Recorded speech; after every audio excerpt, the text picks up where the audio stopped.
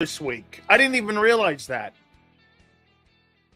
We have football this week, and it's on Thursday. Today's the last day of July, and it's remarkable. We've got the Hall of Fame game on Thursday, and live from Canton, what is it? Bears and Texans? That's amazing.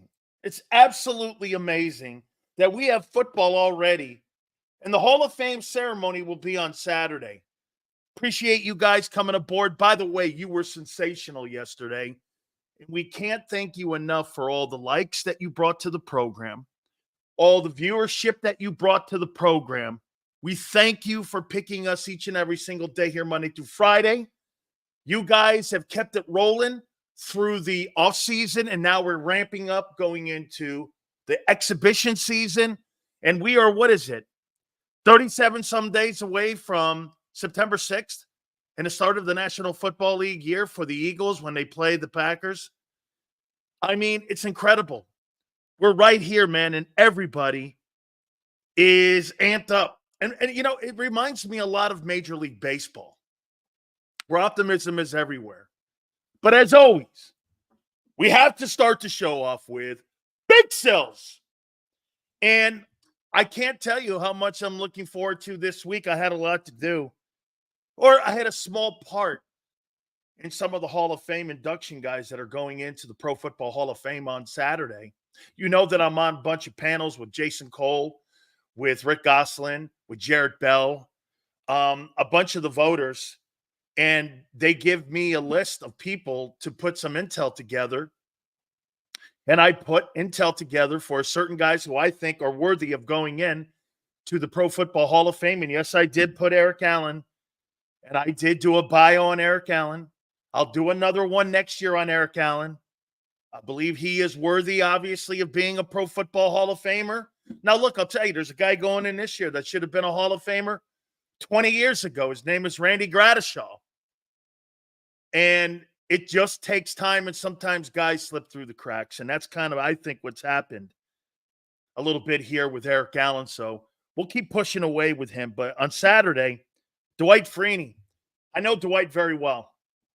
He broke some of my sack records in Connecticut, and he's arguably one of the greatest players to play high school football in Connecticut. Steve Young, Dwight Freeney. There's been a couple Hall of Famers. Robustelli is a Connecticut guy, obviously. So there's a bunch of people that have come out of the state. Freeney's clearly one of the greatest players to ever play. Was a great player with the Indianapolis Colts, undersized Syracuse player. He was sensational. I'm looking forward to him going into the Pro Football Hall of Fame. And as I mentioned, Randy Gradishaw. I thought Randy Gradishaw was in the Pro Football Hall of Fame 5 years ago. When they first started bringing information to me about Randy Gradishaw, the former Bronco linebacker, I thought he was already in. He was a fabulous football player with the Orange Crush. Back in the day, he played with Alzado. What a great football player, former Ohio State Buckeye. He was sensational on them Denver Bronco teams. You got to remember, too, you're in the era of the Steelers back then. Steelers and Raiders were the dominant teams in the AFC, and the Dolphins were the dominant teams back in Gradishaw's day. He was a heck of a football player in the AFC. Of course, I'm partial to Andre Johnson. Had something to do, small bit to do with recruiting. We all have a little bit to do with recruiting. If you're a former Cane, you love seeing the fact that a former Cane's going into the Pro Football Hall of Fame. Where would I place him in wide receiver history at the University of Miami, Andre Johnson? Is he better than Michael Irvin? No. Is he better than Reggie Wayne? Yes. Wayne's more accomplished. But Andre Johnson, I can't name you a quarterback in Houston that he played with. I can't name you one that was worthy of anything that you would put up as even being decent. He never played with a decent quarterback. Okay? I mean, never played with a decent quarterback when he was with the Houston Texans. Just a fabulous football player, great talent, kind of in the same athleticism as maybe a Calvin Johnson, not to that point. But Andre Johnson was a great football player, arguably on one of the greatest college football teams of all time, too. Andre Johnson and Irvin Fryer deserve higher rating in their quarterback play for their quarterback play over their careers. They played with garbage. Scott, that's a great take on Irving Fryer. You could even make the comment, Mike Quick also deserves some conversation potentially on being a Hall of Famer. I mean, look, Art Monk, Mike Quick. I always thought those two were synonymous with one another. You know what I'm saying? I thought those two guys were synonymous. Yeah, Andre Johnson was underrated. Devin Hester, another University of – we got two University of Miami guys going into the Pro Football Hall of Fame, which is sensational. Very proud of the legacy at the university. You know, funny thing about Devin Hester never had a position in the league except special teams. Think about that. Wasn't a cornerback, wasn't a safety, wasn't a wide receiver, wasn't a running back. He made it on special teams. Part of the game where people don't look at any longer as a major factor in the game, especially on punt and kickoff return. He was the greatest of all time, obviously, going in as a punt returner and kick returner. Maybe Steve Tasker now, White Shoes Johnson, people like that will get some serious consideration. But great to see Devin Hester. Very proud that he's a Hurricane. And then Patrick Willis, I'm kind of shocked here. I never thought he was really a Hall of Fame linebacker. But if you go back and you look at his numbers in the Pro Bowls that he made, you know, he flew under the radar a little bit. The teams he played on were decent. They weren't spectacular. But Patrick Willis, if you look at his numbers and you look at his career, and like I said, you look at the Pro Bowls, he's a pretty good football player. So the list, Dwight Freeney, Randy Gradishaw, Andre Johnson, Julius Peppers, Devin Hester, and Patrick Willis will be inducted into the Pro Football Hall of Fame on Saturday, which is great. Walk through today for the Eagles. I think they've had a really great week. And then yesterday, the first day of contact, I thought we saw some pretty good stuff. And I thought we also heard some pretty good stuff. Patrick Willis was an amazing linebacker. He's a pretty good player, man. I mean, you know what's funny? When you're in an era of that, you don't really know the guy's name that well because he's on the left coast. You know, you really have to start doing more research on him. And then you look up and you go, holy shit, the guy had a great career. He really did. He had a really great career. What we're going to do, by the way, Mark Holmes will join us. We're waiting to see if Philly 500 is going to join us also at 3:30. We're going to get Xander on with us at 4:30. Had a great conversation with John McMullen. Birds 365 co-host. We'll do that at 4:30. We're going to do this here. My Eagle evaluations after the first week and some of the players that have stuck out to me. Then we're going to go around the NFC and some camp news on what's going on around the NFC East. So we'll look in, we'll have a comment on some of the things that are going on at Commanders camp, Giants camp, and also Dallas Cowboys camp. So we will do all that, and let's get started here. So again, we'll do the NFC East after we do the Eagle evaluations here. Want to make sure I got all of it. Yeah, here we go. All right. I think it's been a great camp. Now, it's July 31st. How much can you take into it? Well, if you're doing and practicing the right things, okay, and you've got effort, conditioning, and you're putting 2023 behind you, I think it's a good thing. I think there is more of an emphasis. And by the way, I think the thing that has given the injection to the Eagles camp has been the new coordinators. I think the new coordinators have brought a sense of urgency back to the Eagles that they hadn't had last year. Remember something about Brian Johnson and Sean Desai. When you got young coordinators like that, they're feeling their way too. When you got experienced coordinators, they're installing things. They've already got a conviction on what they want to try to accomplish. Think about it. When you come out of school or when you come out of college or what have you, and you go into a new job and you're brand new at it, you're looking just getting acclimated.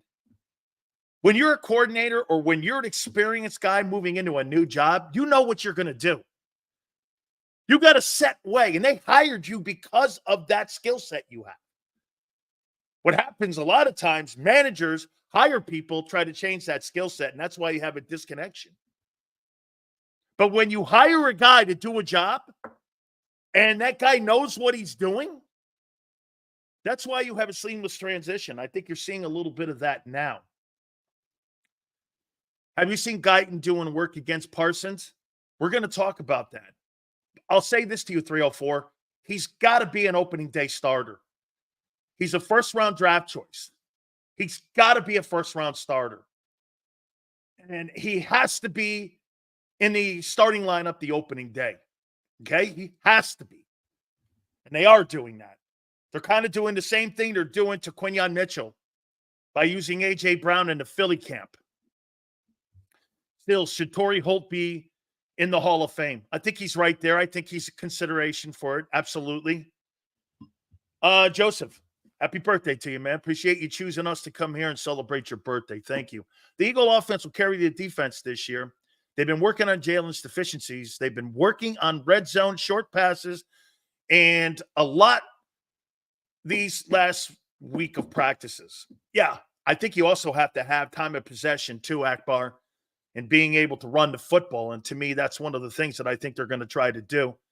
And we're going to get to all of that here in a second. Sills, young coordinators need either patience from the front office, which will allow them to develop, or an experienced head coach will help them through the transition. Johnson and Desai had neither. You got to remember something too, Bob. The toughest transition for a coach to make is from coordinator to head coach. Remember this, Nick Sirianni is still going through that transition as head coach. And now they've redefined his role. You know, Bill Parcells said it very candidly his first year when they had a losing record after he took over for Ray Perkins. I think the Giants won 6 games. And he told Phil Simms, if we get through this, Simms, we're going to win a lot of games. He was acting like a coordinator because that transition is also a transition. When you go from being a guy who is responsible for one side of the ball or a group, and then you go to running the whole thing, that's a whole different thing when you're wearing the main headset versus wearing a wide receiver headset or wearing an offensive coordinator's headset. It's a whole different transition. Sills, you still going to Cowboys camp with Mark? That's the plan. You guys might be the only ones there. Did you see the photo? None of the Cowboy fans are showing up. I saw that. And actually, that's one of the first times I've ever seen that. Even when we were at Valley Ranch, and then when we went over to Thousand Oaks, and we were up at Cal Lutheran, we had a ton of people always in the stands watching Cowboy games. Not seeing that right now, and I think a lot of people are not high on the Cowboys. We're going to go into all of this here. Big Sills is coming out swinging with positivity. Are you feeling okay, big guy? I don't know how you not go with positivity right now on July 31st. What is there to be negative about? This is about the 2024 season. Do I still have question marks? Yes. Do I still? You know my issues. You know my issues. Do I have to reiterate them every day to you? I mean, you know my issues. Inexperience. Somebody asked me the other day, Seals, you think the Eagles, with all the optimism you have, are a Super Bowl team? No, I don't. I got to see them play first. I got to see them play. You could have all the talent in the world. Hey, how'd you guys feel back in the day when you guys put that dream team together in the preseason and exhibition season when they had that dream team with all them players? How'd you feel about that team? Pretty good? All them stars were on that team? Amdi Nasamwa, Vince Young, had a bunch of guys, right? Great players. Turned out to be a shit show, right? Turned out to be a shit show. So at the end of the day here, just because you accumulate all the great players that you have on your football team, that doesn't necessarily mean it's going to equate into being a successful season. M. Johnson says, hated it. All overrated. Nnamdi Asomugha was a terrible selection, and I thought he was really a great player with the Raiders. I thought he was a great player with the Raiders. He got to Philly. It was awful. That's how we lost Andy. Probably so, Karma. Probably so. Dan Sileo, I personally got an autographed jersey at camp from Nolan Smith, and it looked like he gained 10 pounds. Good. Fantastic. Okay? Fantastic. That's good to hear, man. He needs to put the weight on. Seals, there's a rumor floating around. The Eagles are interested in Zadarius Smith. I think the Eagles, knowing Howie Roseman and the way he operates, Kyle, would you not think he's interested in everybody? You know, Howie may have an interest in everybody, but do those guys fit? And I hear people doing this about Justin Simmons. That guy's not the end all. Well, then what you're looking at right now is you're going to take some weeks then with your young football players. And I got some comments to be made about how your football team has performed so far, especially on the defensive side of the game. Talking to people that are out there, talking to some of the coaches. You guys have to understand how close I am with Clint Hurt. He asked me to wear 93 at the University of Miami. And I said it was cool. All these guys do that. People want to wear 52. They call Ray Lewis. You want to wear 98? You call Jerome's family. The heritage at that place still exists. It's one of the really cool things. And I love Clint. I helped recruit the kid to go to Miami. Big fans of his. By the way, I don't think Clint Hurt will be your defensive line coach next year, especially if they have any kind of success this year. He'll be a DC somewhere because he's too good a mind and he's too good a coach just to be a defensive line coach. I think it's an absolute luxury having two coordinators in the building like this right now. Remember, he was a defensive coordinator in Seattle with Pete Carroll. You know what that guy's learned up in Seattle with Pete Carroll? I think Carroll's one of the best defensive minds in the league. Yeah, Eduardo. So having him as your D-line coach, it's just, I mean, it's awesome having him in the building. All right.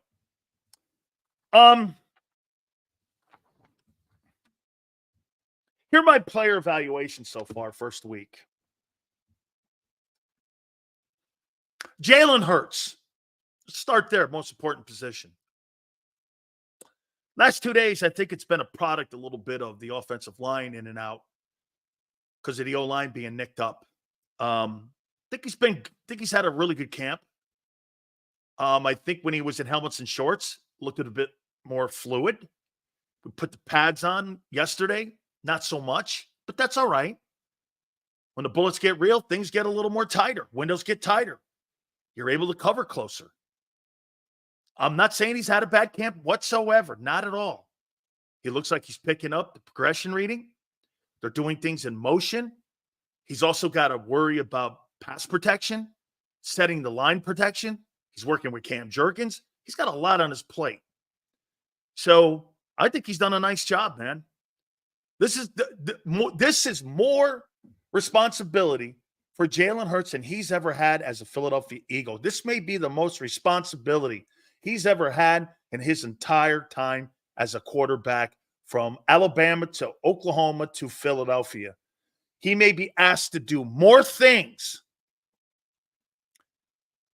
He may be asked to do more things this year than any other time that he's been a quarterback. And we'll see how that translates out. Again, we've got to get him in a game. But it seems to be a positive right now that he's absorbing it and he's taking and processing the information, which is good. Okay? Bruce says that McMullen hates talking about motion. Well, I don't. I think it's quintessential to your offense. And we're going to make a comment here about motion and what's going on. Let me get to it. Let's go to Barkley. No question. No question. They want him on the field. Read option has been essential in practicing so far. They want him involved in the passing game. Here's a running back that's a 3-down back. You know why he's a 3-down back? This guy's a 3-down back because you don't have to worry about this guy being a guy like Rashad Penny who can't block. Oh, by the way, all of you who wanted Rashad Penny, and I told you he's a bum last year, he just retired at 28. He was an out-and-out bust in Seattle. You kept fighting me on that. He stunk, and I loved the kid. I covered him at San Diego State. But he was a bum. Chris Carson beat him out up there, and he was a 5th rounder. He's a bum. Rashad Penny's going to eat. I'm like, that guy can't. Hey, I'll say one thing last about Penny. He's a talented kid. He's just another guy that can't stay healthy. When he's in a game, I saw a guy make a prediction this year. I think it was somebody at Sports Illustrated. Said that Rashad Penny will lead the NFL in rushing. That's how much talent he has. So it's easy to make that proclamation. What a shame. There's a kid who has the talent to lead the NFL in rushing. Just can't stay on the field.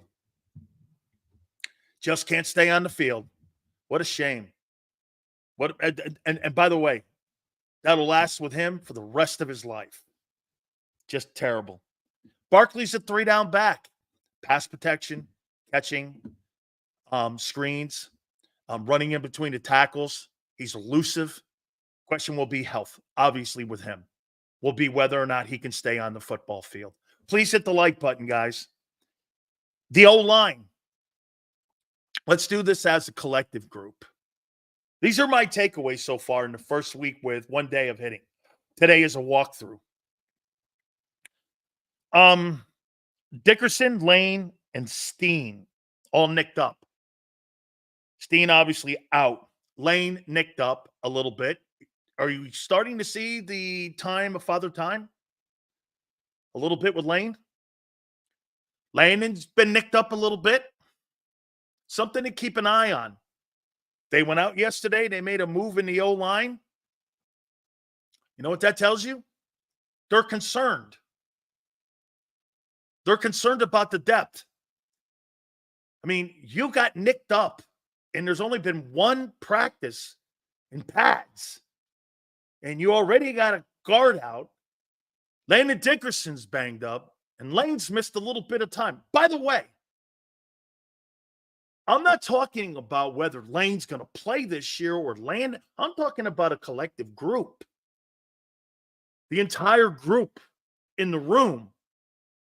That's something to keep an eye on. Do you have ample backups that can go in there and you're not going to have that cliff dive if somebody misses significant time? Landon Dickerson misses time. And guess what you have going on right now? So you got Landon Dickerson and you got Tyler Steen that are missing a tad bit of time. And when you start doing your installments this week, who's he lined up next to? First-year center and Cam Jurgens. You don't have experience on each side of the – well, you got Micaiah Becton on the right side, but he's not comfortable at that position yet. So you got some issues in there, especially with a team that struggled a little bit with picking up blitzing. Pass protection where the quarterback got hit, third highest total in the league. You might want to keep an eye on that. Again, it's early. Nothing to get crazy about, but keep an eye on that. And remember something right now on July 31st. You're not going to find all-pro offensive linemen out there. These guys don't grow on trees. You're going to be taking guys from the bottom of the barrel here. And you're going to have to work some magic here to create some depth. Again, not panicking here on this, but it's something to keep an eye on. Look, if Landon was just the only guy, but then you got Steen missing time. Steen needs all the reps he can get. Am I worried about Lane? Not so much. Now, if it's a toe injury for Lane, those can be lingering all year and turn into turf toe. And if that turns into turf toe, then you can need a splint. Could be a hampering injury the entire season, especially with a guy who's 34 years old. Okay? Once again, not panicking here. Okay? Not overly concerned, but, the Eagles thought enough of it to make a move. Okay? They thought enough of it to make a move where they feel that they don't have the guy in their building right now. The offensive line a year ago, I didn't think was all that hot when it came to pass protection.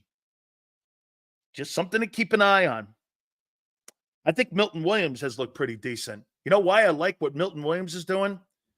According to Clint and all them, they're moving into a 5 technique, 6 technique, 5 technique, 7 technique, and a 3 technique. And he's done very well at all 3 positions, which means multiple fronts.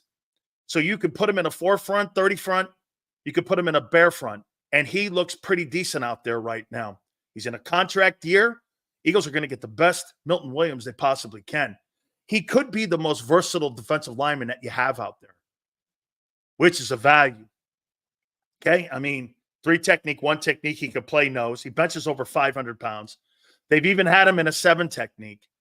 I mean, wide 7s, and you got a guy like that that can play all those positions.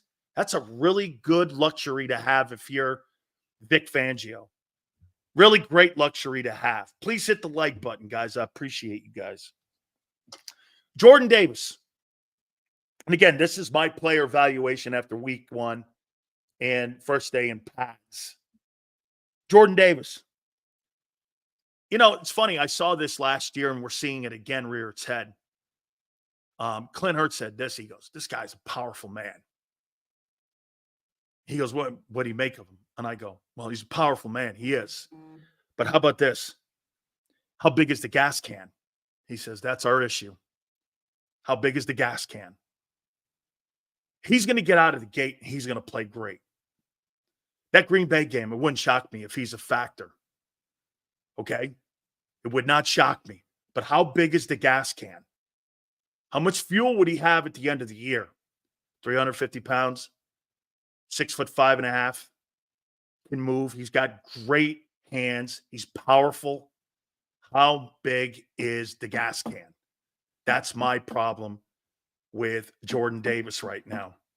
He's got to make that gas can last. You fill it up at the beginning of the year, your body also goes through the war of attrition. And it hasn't done well the last 2 years. This is who Milton Williams is. I told Clint Hurtt that. My observations of him, he's a seesaw. He's going to get out of the gate strong, and he's going to fade. The question is, when you get to week 12, what's that guy look like in week 12? Because in week 1 through 6, I think he's going to be really good, especially if they can get off the field. If they can get off the field first and second, third down, and they can get stops immediately, 3 and outs, and they can get a bunch of 3 and outs, that'll help him in the back end of the season. What you can't have is long sustained drives from opposing teams like Green Bay in the opener. You can't have 14-play drives against that Eagle defense early because you're going to wear Jordan Davis out. Okay? How big is the gas can? Okay? How big is the gas can? What week, Sills? Well, this is a week today. Or actually, it's a week today that they started practice. They started last Tuesday. Sills, what do you think about giving him a few games off throughout the season to get the camp filled back up? Maybe not taking games off, Tyson, but putting different fronts in there. Okay? Different fronts. You could possibly do that. Hide it. But listen, I want him on the field, dude. He's the 13th pick. Okay? He's the 13th pick. All right? So let's move on. Josh Sweat. He's probably your best 3-down lineman. I told Clint that. He's your best 3-down lineman. I think he got over the rails last year when it came to all the plays that he played. Almost played 900 snaps. Can't have that. Nobody on the planet is going to be successful with 900 snaps. You had no backup for him. You had no help for him. Nobody was on the other side helping him. Brandon Graham completely fell off the cliff. You were dropping in coverage Hassan Reddick. You weren't helping him. What's the one thing Sweat had on the other end the year that he had a really great year where he had double-digit sacks? Brandon Graham had 11, and he had Hardgrave in the middle with 11. You had 22 sacks a year ago, and those things almost all went away. And he was out there on an island himself. He's a good football player, man. Again, he's a good football player. I don't know why Philadelphia Eagle fans and certain people in the media are down on him. He's the only thing you had that was worth the shit last year outside of Jalen Carter. Well, he didn't show up. Dude, he didn't show up because no one helped him. He was the only guy out there on your defensive line. And Jalen Carter started shitting the bed against the run, albeit Matt Patricia didn't help. Okay? Bradbury had actually 1,051 snaps. That's right, Chips. Chip says it perfectly here about Sweat. You're dead right. Sweat played 2 seasons in 1. You want to hear something remarkable? Josh Sweat played more snaps than what Bryce Huff did double last year. And you think Bryce Huff is going to play 900, 800 snaps this year? Well, you're going to get the same Josh Sweat reaction. If you've never played that, I don't know how you think that guy's going to be able to play 850 snaps. You're out of your minds. Speaking of Bryce Huff, I've not heard this guy's name all week. Where is he? No flash plays. Look, it's July 31st. Don't get crazy here, but this guy's nowhere to be seen. I've not heard his name once. Have you? Even in the reports. Nothing. I mean, nothing. Zero. Where is he? This is your star acquisition in pass rush. I mean, Reddick, people would say this in a camp about Reddick. Guy gets around the horn, dude. That guy gets around the horn. He got a motor. I haven't heard the coach. And the only thing that I've heard about Bryce Huff, you know what it's been? I've heard Vic Fangio talking shit on him. That's all I've heard. Guy's not ready to play to run. Okay? Not ready to play to run right now. Okay? I've not heard anything from the guy. Again, it's July 31st. I hear another week of this, I'm going to have issues. This is your boy. Why is Howie hiding his $18 million man? I don't know. But again, it's week 1. It's July 31st. Let's not get ahead of ourselves here. Okay? But, damn. $17.5 million? I might want to see something. He's battling Lane. Lane's been out a few times. Lane's been battling injuries.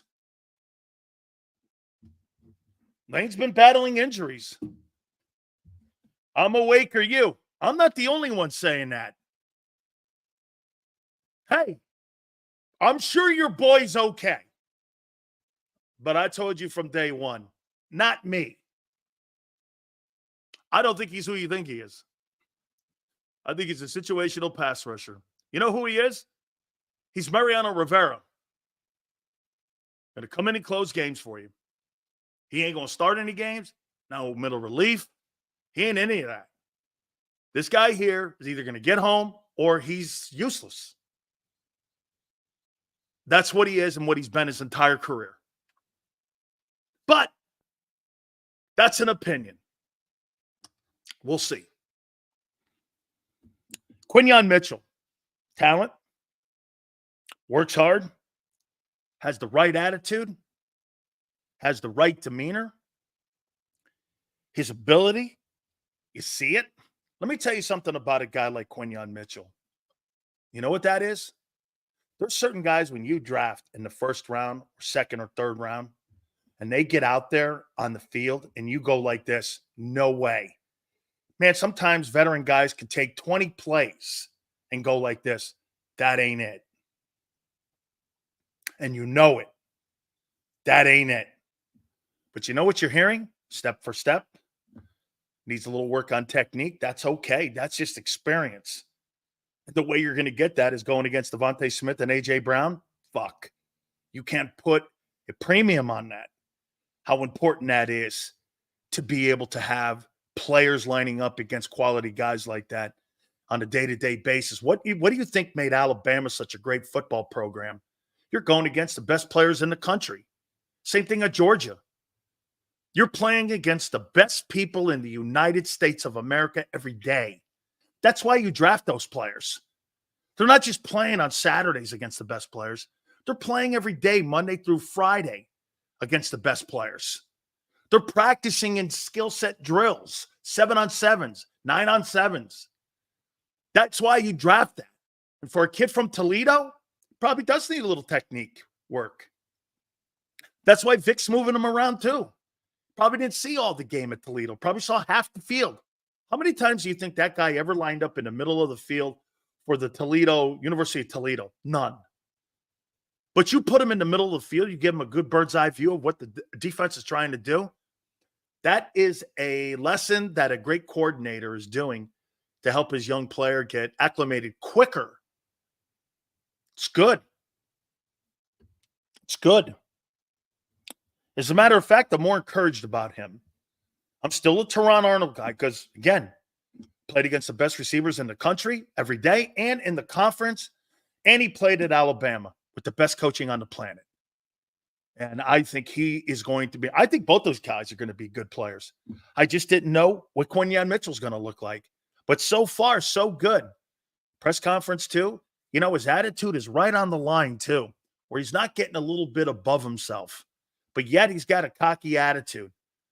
I hope that comes out a little bit more next year, or maybe even as we get closer towards the middle of the season. Cornerbacks have to have attitudes. It's the toughest position on the field to play physically. Okay? I mean, I hope he has that attitude. All right?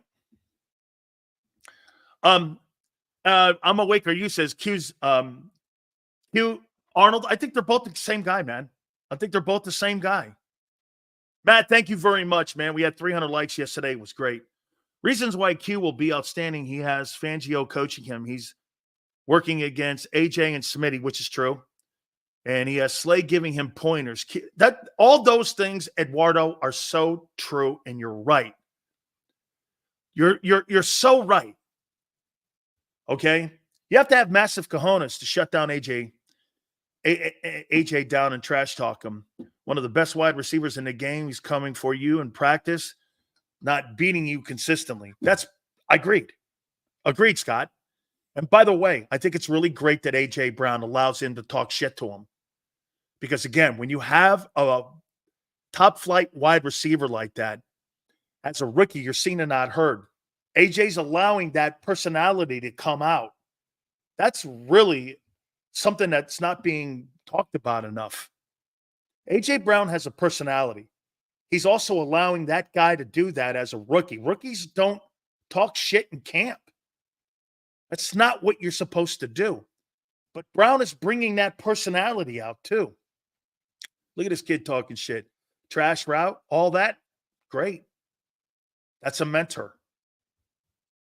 Michael Jordan and Kobe Bryant used to talk shit to one another. But Kobe Bryant had a great respect for Michael Jordan. But there was always that line you knew, hey, you know, this guy's here helping me become the player I want to be. So, I mean, got to give AJ love here on that. You got to give him some love. Big Sales, come outside, like, take your butt to the link and do a show in the parking lot, tailgate podcast. Don't be scared. Don't worry, Mr. Big Sales. Really? As long as you bring the grub, we're ready. As long as you bring the grub, hit the like button. Thank you, guys.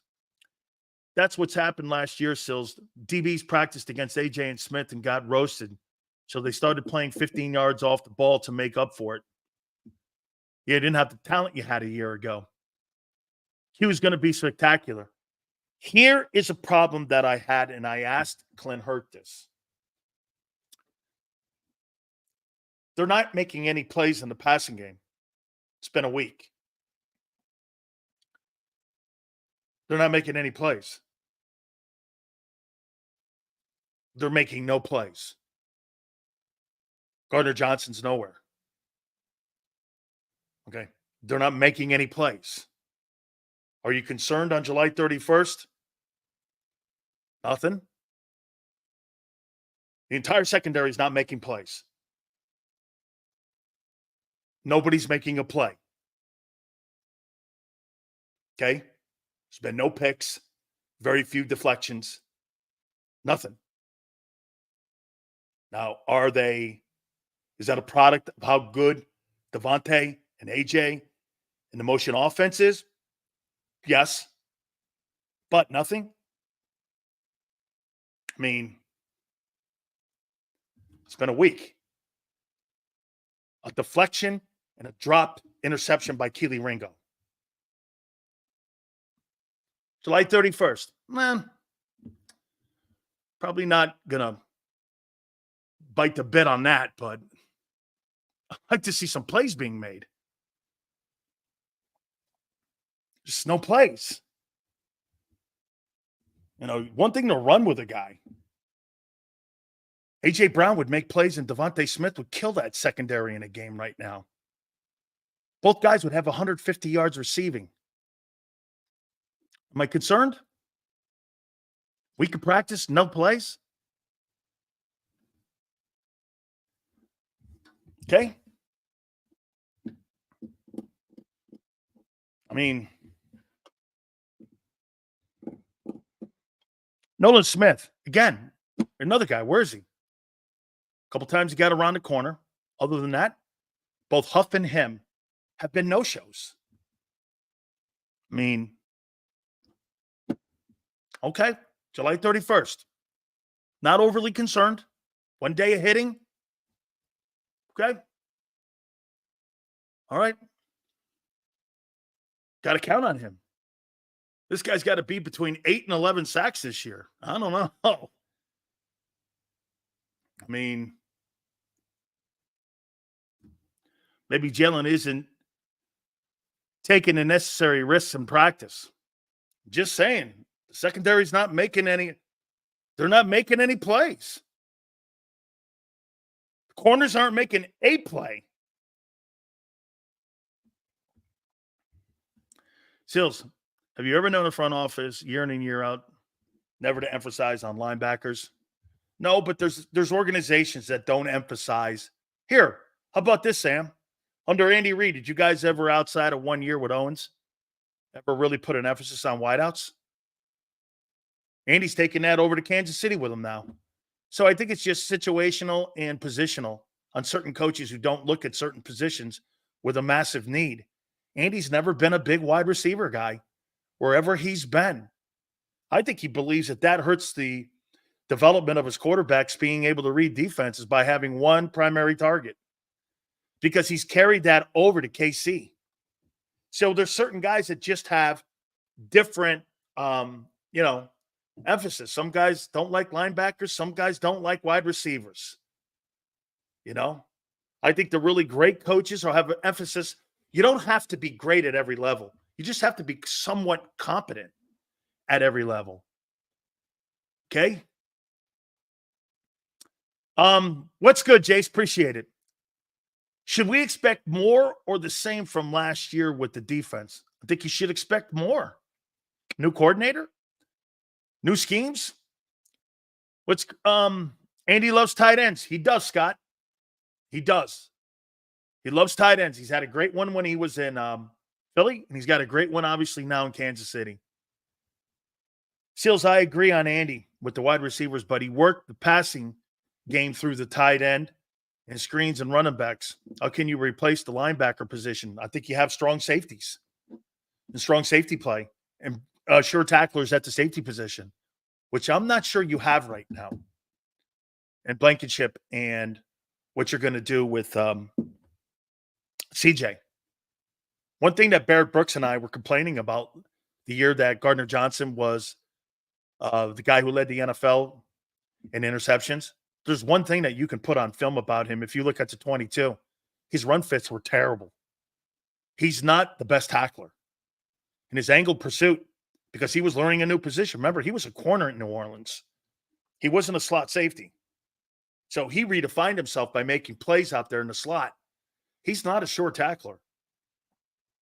He's never been. That's not his forte. So, I mean, and I wrote it down too here. Secondary, 0 picks in 5 days. and really 0 plays. Nothing. I think there's been like 3 batted balls down. Other than that, drop interception by Keeley. There's been no impact plays made. 0. And again, July 31st, first week, I don't know. You're not going to overcook this. Just something to go for. Now, look, again, these are things what you do next week when you have 2 weeks in. Did they rectify it? Did they work on it? Because easily they can. You can't really do it too much with your O-line when your guys are nicked up. Okay, you know what I'm saying? Shows you how elite Jalen Hurts' passes are. Well, he hasn't been very good the last 2 days. He's been okay. And that has a lot to do with the offensive line, having interchangeable pieces in the O-line. Both your guards are in and out. You had Lane in and out. And I think that's why some of the defense guys in the front 4 have gotten a home to Hurts, why he's held the ball on a little bit too long. So, again, July 31st. Let's put that into proper perspective here. Okay? Nothing to go crazy on here. Nothing to go crazy on. It's just, again, observations that I'm being told. Zach Bond is your best linebacker. He's the guy that Vic Fangio trusts the most. He gets the most reps. He's there in third down. He is, without a doubt, a guy who's going to be there first and second down. The thing that I hate is that they've got these specialized packages for Nakobe Dean being out there. He can't cover tight ends. We saw that on display last year when he was healthy. That guy cannot cover tight ends. He cannot cover tight ends. Mike, thank you very much. 101 likes already. Guys, you are killing it today. Thank you. Please hit them. Thank you very much, guys. But Bond looks like to me that this is going to be, see, that's a perfect type of football player for Vic Fangio. Not going to be an all-pro. He's not going to kill you, though. He's going to know where to line up, and he's going to be competent. Dude, I'll take 11 of those, and I'll win games with them. Thank you, Houston. Hey, I'll win a ton of games if I have 11 Zach Bonds. I'll be in the right position. I'll know where to go. I'll know where to line up. I may get beat. But when you have an offense like the Eagles, I'll take that. Okay? I'll take that. I mean, I don't get it. Keely Ringo and Isaiah Rodgers are getting the majority of the snaps at CB2. Vic's looking at these two guys, and there's probably going to be an opportunity for one of these guys to be CB3 here too. So, I mean, I think they're looking at proper combinations right now, what looks best. But Ringo and Isaiah Rodgers are getting a lot, and they're getting a lot of looks to be that cornerback too. My opinion, I don't believe that one of those guys will end up. I think Quinyon Mitchell probably is what they're wanting. But how fast will he get up to speed to be CB2? And do you want CB2? See, for me, Quinyon Mitchell at cornerback 2, and then you have Reed Blankenship and Gardner Johnson, and then you have Darius Slay. I'm all right with that because the experience, there's only one guy that's a rookie. And you can compensate for that. My problem with the safety positions, I'm going to get to it here. Let me get that out here in a minute.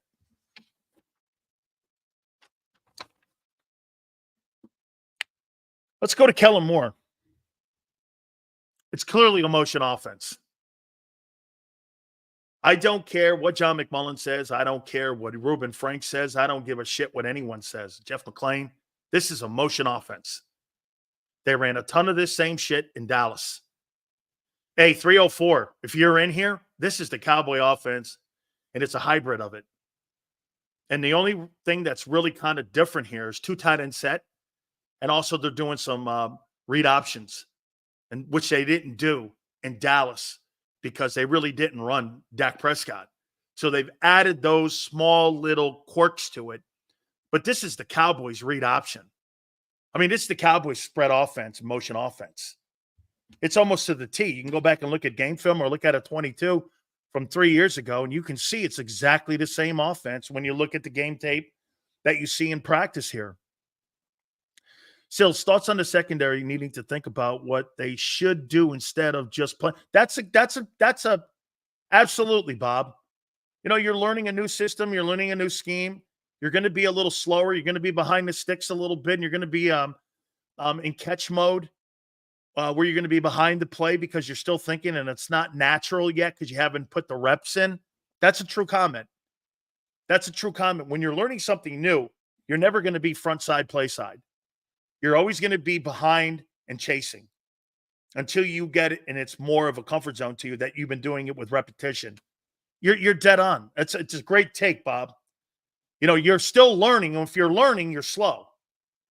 If you know what to do, you're in front of the play and you're in front of the sticks. So again, this is just more. That's why you say this. On July 31st, you're not going to get crazy here because the more reps they get, the better off they're going to be. And by September 6th, could they be? Yeah. Yeah, absolutely. Yes. Absolutely. So it's a learning process here. So speaking of that, quick question. Do you think Kellen Moore had a down year last year? I'm going to tell you something, Prince. I think Kellen Moore got fucked over because he was with a horrible head coach and Brandon Staley. How in the world do you tell your offensive coordinator? Think about this. You go for it. You have the lead. It's 4th down and 8 on your own 10 or your own 20 on the road, and you tell your coordinator to call a pass play.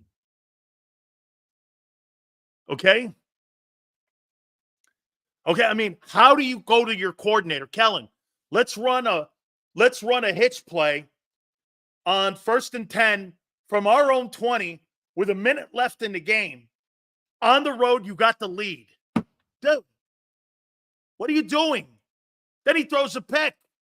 And the only reason that the Vikings didn't win that game is because Kirk Cousins didn't have a timeout and he couldn't hear and the time ran out on him.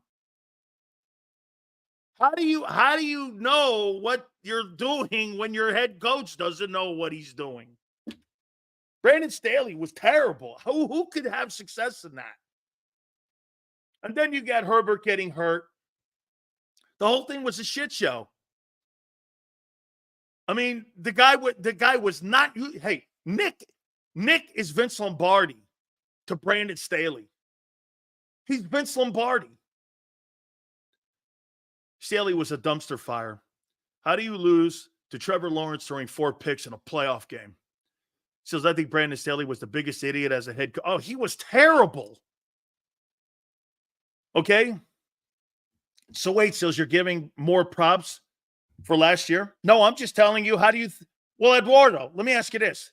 Do you think he was in a proper situation last year to have success with Brandon Staley as your head coach?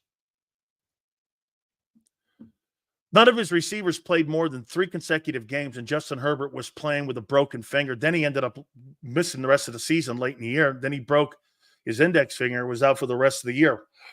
Right, Prince. And then you had Brandon Staley as your head coach. Eduardo, thank you, brother. Guys, please hit the like button. I mean,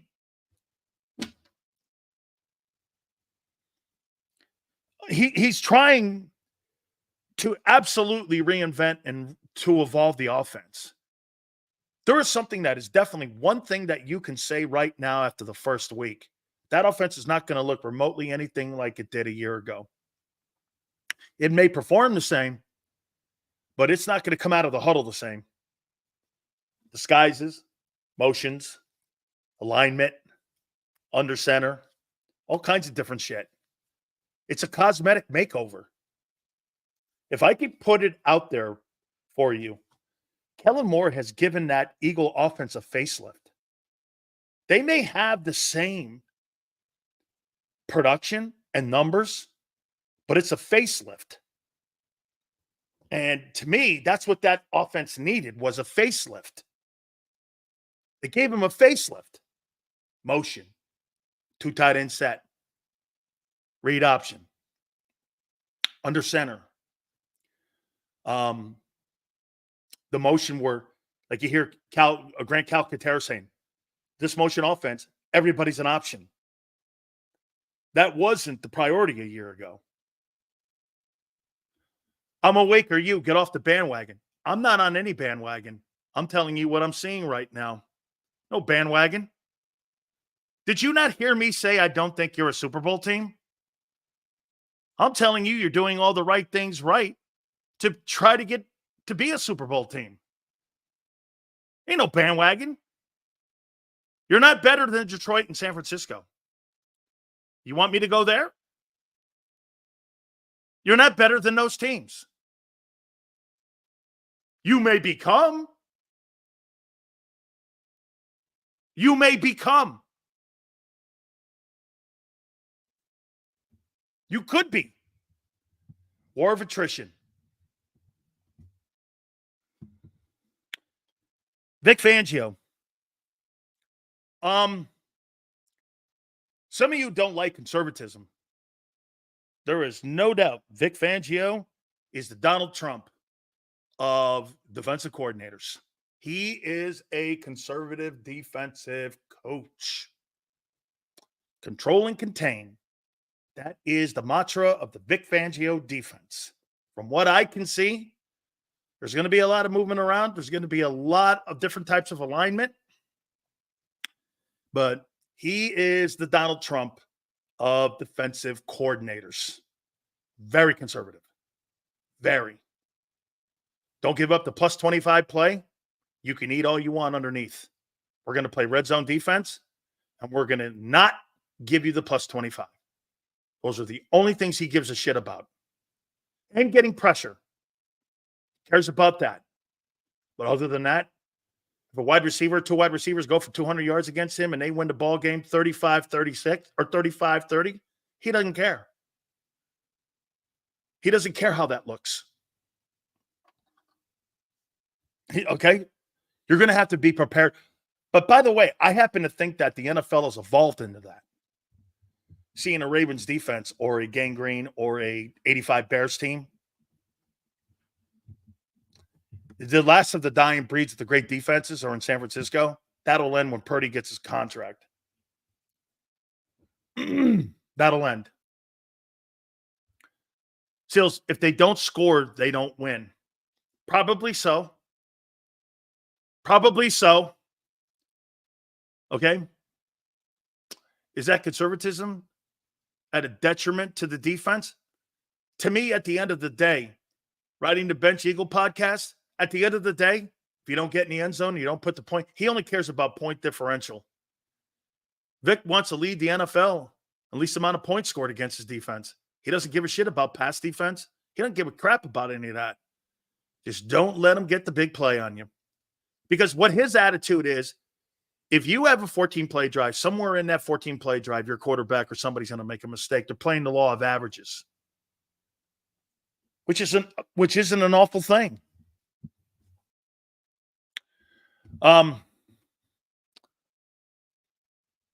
Multiple fronts. As I said, control and contain. See a lot of movement when it comes to his defense. Nakobe Dean. They want him on the field, it seems. And I still, again, don't know why. They really are still looking at his Georgia tape, which is the wrong tape to look at. I mean, they are hell-bent on getting him out there. And it's a detriment to, but I do not believe that Vic, but he comes up with these specialized packages to put him out there on third down. He's not good enough. I mean, he actually is now becoming, in my opinion, a detriment being on the roster. I mean, a roster seat is more important in him right now.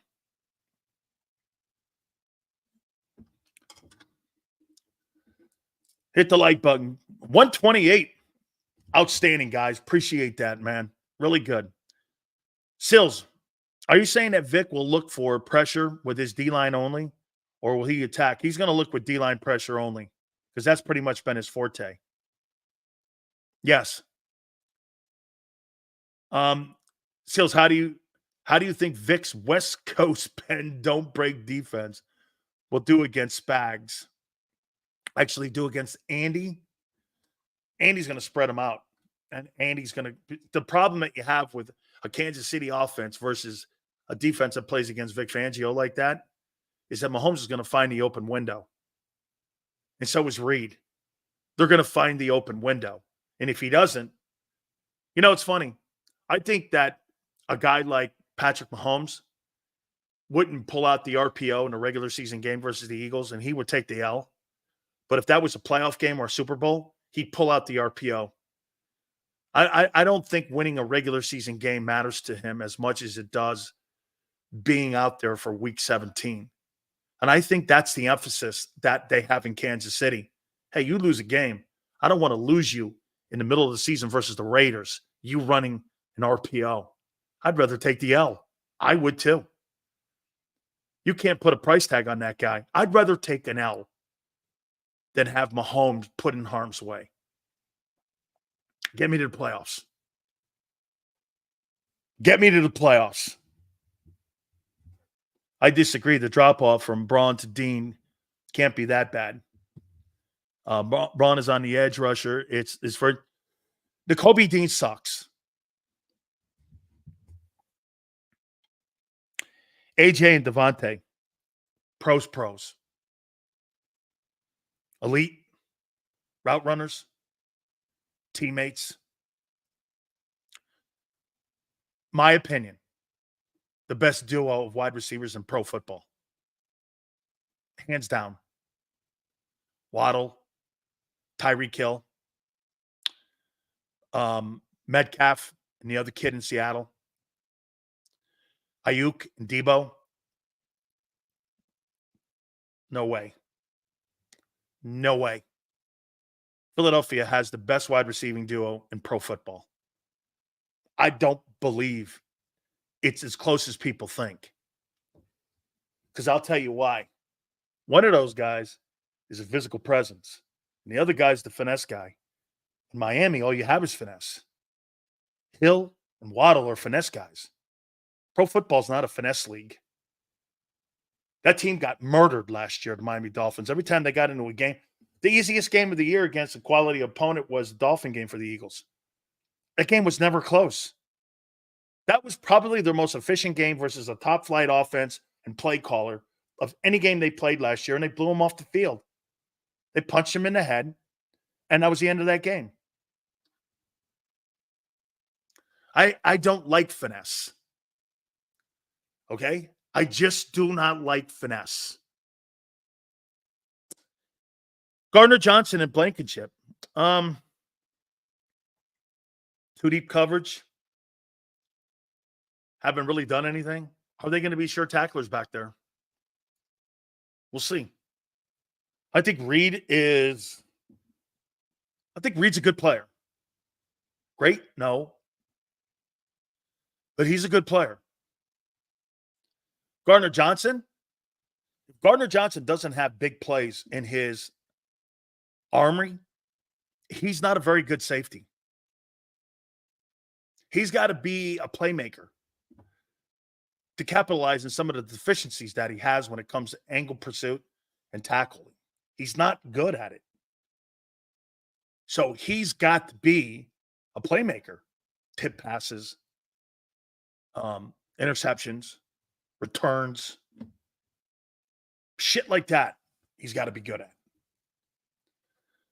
Okay, but, I mean, if you take the 6 interceptions away, he's a marginal slot safety. Health is wealth. Definitely true for him. Definitely true. Chase and Higgins, I'll take AJ and Devontae. There's my assessment of some of the things I've seen with some of the players in the first week.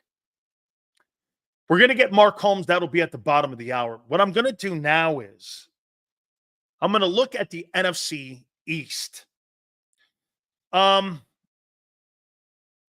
going to take a shit on AJ in about 10 minutes. Dude, I told you. AJ Owens is a great player. He whines and cries, but I'm all right with it. I am totally all right with his moaning and his crying and his bitching. You give me 3,000 yards in 2 years, I'm okay with his moaning and crying. He's productive. Just like I'd be okay with Michael Irvin being out in a whorehouse, being suspended. I'm okay with that. You give me 100 catches, 1,400 yards, and help me win Super Bowls. I'm not a guidance counselor. I'm not a drug rehab guy. I'm a football coach. That's right, the scale system. Lawrence Taylor, you want to go out and do eight balls? Get me 3 sacks and 14 tackles and win the game against the Saints on a Monday night? Have at it. Have at it. This is football. This isn't it. This isn't the Good Guy Year Award Club. Well, don't you want quality? No, I want football players on my team. You don't win championships with choir boys. You win football games and championships with a mix of them.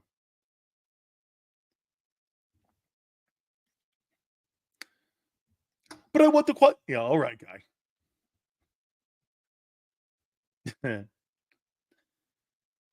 If you was that confident, you would say when we get 14 wins, but you even though you talk, I'm not sure what that is. They're flexing.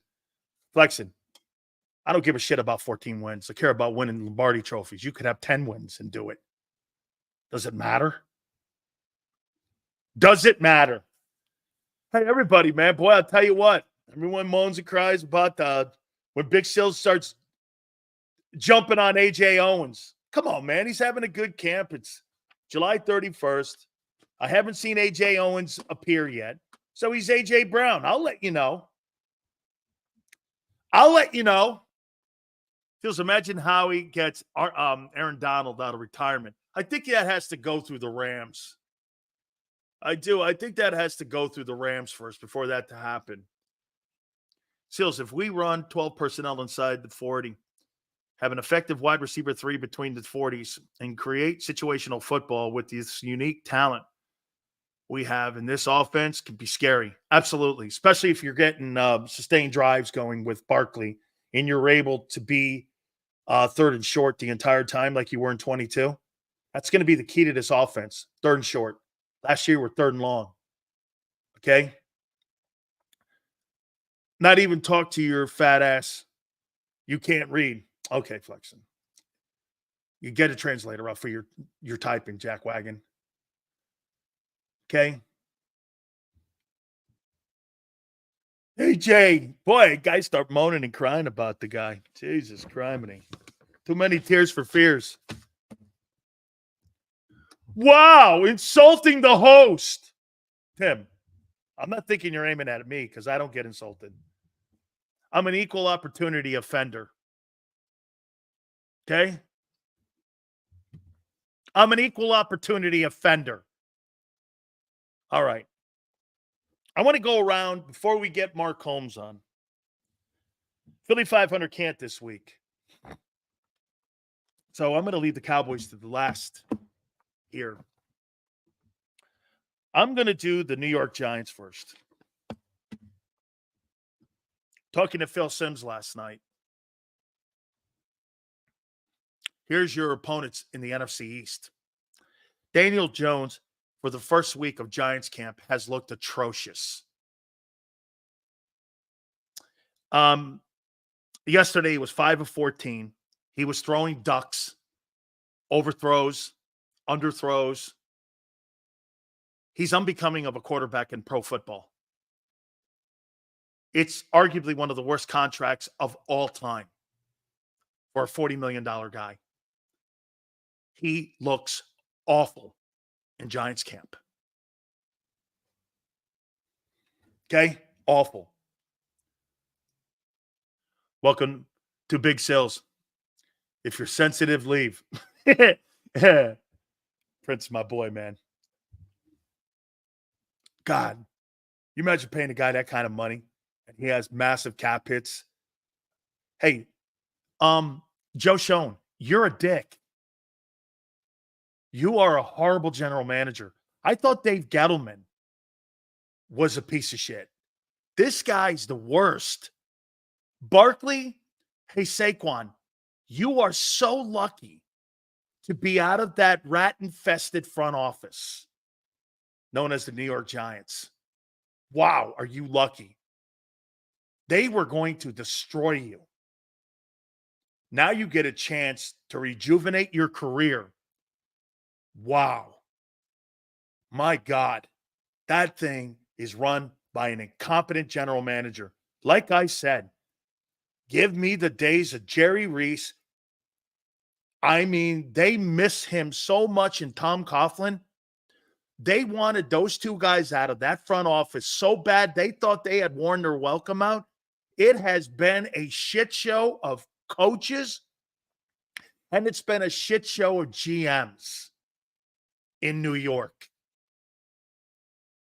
What an absolute rotten organization. Terrible. Again, you know what's crazy? That Malik Neighbors looks sensational. He's dominating everybody, but it shows you about the secondary that they have. Yeah, get Daniel Jones missing deep passes. Even Jalen Higgett is looking great, but the quarterback looks terrible. Giants have awful talent everywhere on that roster. Holes everywhere. Their secondary is not very good. The Eagles will have a field day. Jalen, hey, Devontae Smith and A.J. Brown will destroy the Giants secondary. The tight end from Penn State's not looking bad. But you can look at it right now. The New York Giants might be one of the worst organizations and one of the worst rosters built this past offseason. And it starts with their incompetent quarterback. Let's do the Cowboys.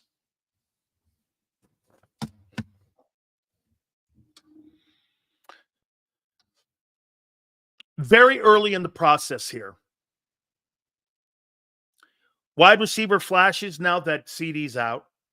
Jalen Tolbert, from what I'm being told by Stephen Jones, has stepped up for wide receiver 3. Brandon Cooks, it looks like, is going to be wide. It's going to go CD, Brandon Cooks, and it's going to be Jalen Tolbert. We'll talk more with Mark at the bottom of the hour about this.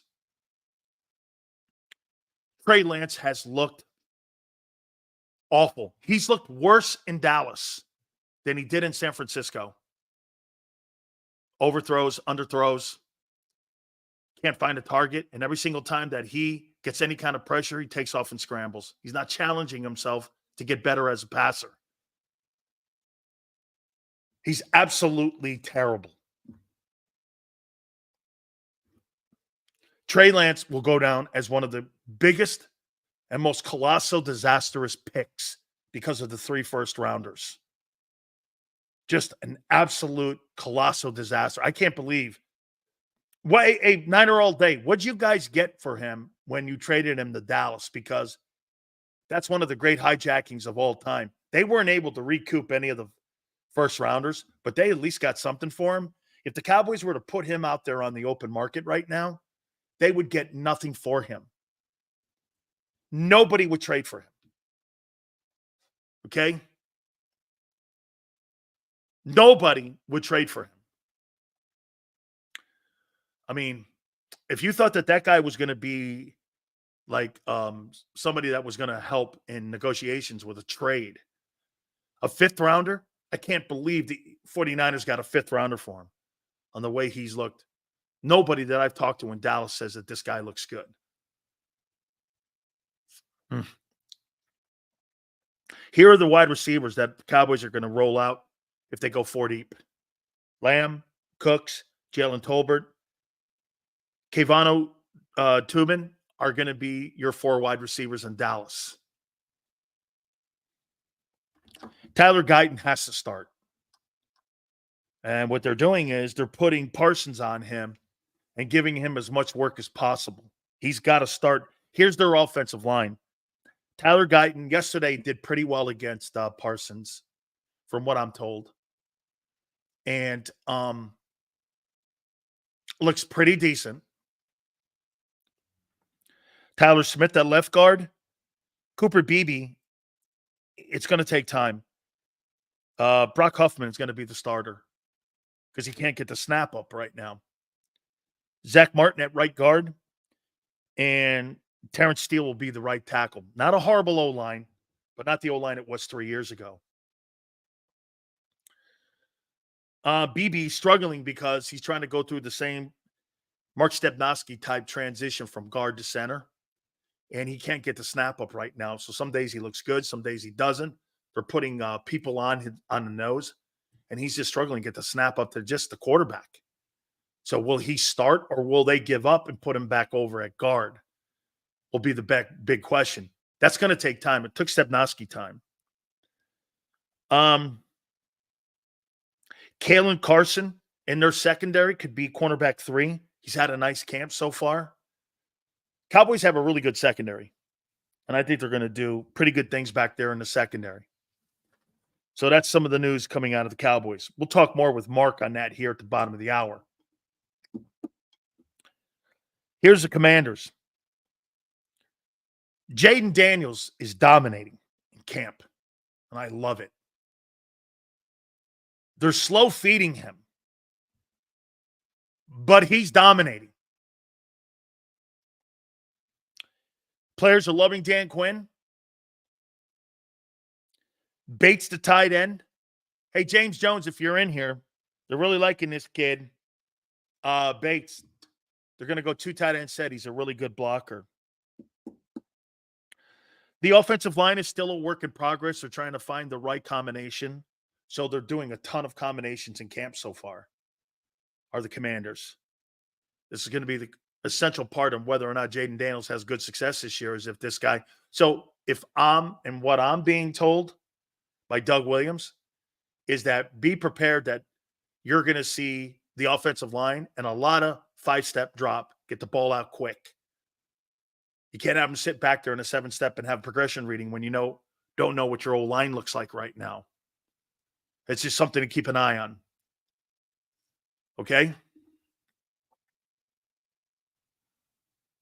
Defensive tackles, Jonathan Allen and Duran Armstrong, kid they got from Dallas.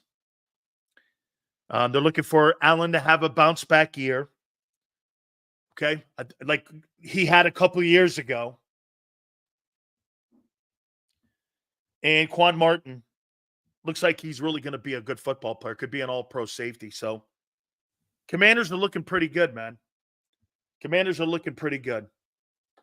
Okay? Pretty good. Let's see. I'll tell you what. The East could be better than what I thought. Guys, do me a favor. Please hit the like list. Or please hit the likes. So, again, July 31st.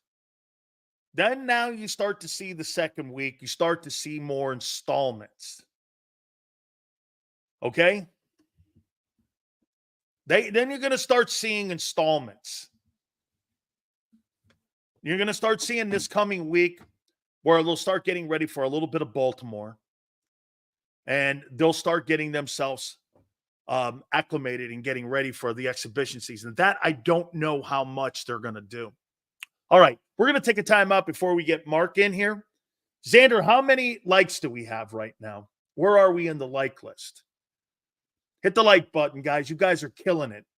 You guys were killing it yesterday, and we're going to talk to Mark Holmes about his Cowboys. Where are we on the like list? We're at almost 150. That's fantastic, guys. Fantastic stuff. Do me a favor, hit the like button. Keep it here, National Football Show. If you missed any of today's show on the JAKIB Media channel, listen to the podcast on your way home. Available on YouTube, Apple, and Spotify.